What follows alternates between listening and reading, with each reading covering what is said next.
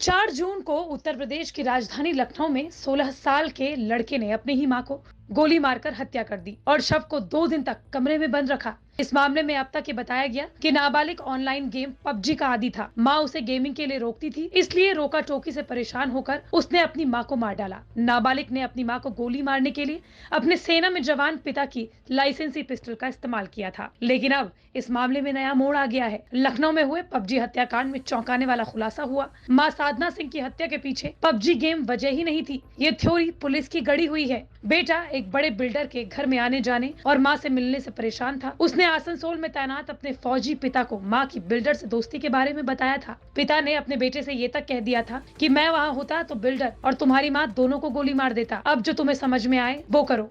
पिता से मिले इस इशारे के बाद बेटे ने मां की हत्या का ताना बाना बुन लिया और इस दौरान बिल्डर का घर में आना जाना बना रहा। 4 जून की रात 16 साल के बेटे ने अपनी मां को गोली मार दी। साधना के मर्डर के बाद बिल्डर पर कोई आंच न आए, इसलिए पुलिस ने पबजी की थ्योरी गढ़ी। इस हत्याकांड की जमीन 1 साल पहले ही तैयार हो गई थी, जब आरोपी बेटा अपने मामा के घर बनारस से अपनी मां के पास वापस लखनऊ आया।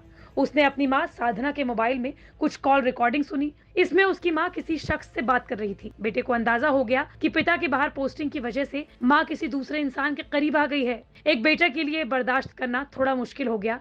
उसने आसनसोल में पिता नवीन को फोन करके तमाम बातें बता दी। एक रिकॉर्डिंग भी बतौर सबूत भेजी। ये वो घटनाक्रम था जहां से पिता और मां के बीच झगड़े शुरू हो गए। पिता नवीन से पूछे सवालों पर मां साधना जवाब न दे पाई। दरअसल ये बात सामने आई जब नाबालिग आरोपी बेटे से बाल कल्याण समिति, जिसे कि CWC कहा जाता है, उसने पूछताछ की। इसी दौरान आरोपी नाबालिग ने सब कुछ बता दिया। उसने कहा कि जब पापा नहीं होते थे तब मम्मी से मिलने प्रॉपर्टी डीलर अंकल आते थे। ये देखकर मुझे बिल्कुल अच्छा नहीं लगता था। मैंने इस बात की शिकायत अपने पिता से कर दी। इसके बाद पापा और मम्मी के बीच जमकर लड़ाई हुई। इसके बाद मम्मी ने मुझे खूब मारा। तभी से मेरे मन के अंदर गुस्सा भर गया। प्रॉपर्टी डीलर अंकल एक दिन हमारे घर डिनर पर आए।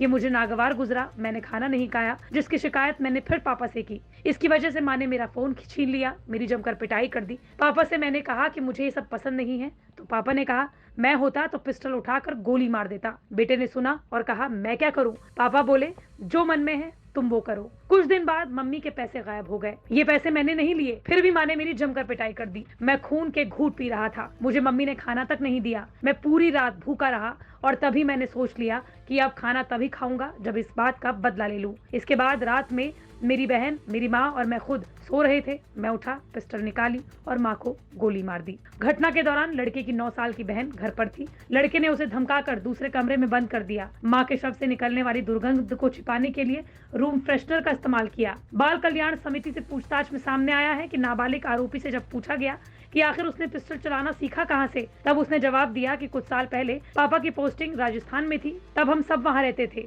हमारे क्वार्टर के पास फायरिंग रेंज थी। हम हर रोज रिहर्सल करते थे। मैं फौजियों को गोली चलाते देखता था। जब हम लखनऊ आए तो पापा ने पिस्टल चलाना सिखा दिया। इस कहानी को आगे बढ़ाते हुए बेटे ने कहा कि 3 जून को माँ ने मुझे बहुत मारा।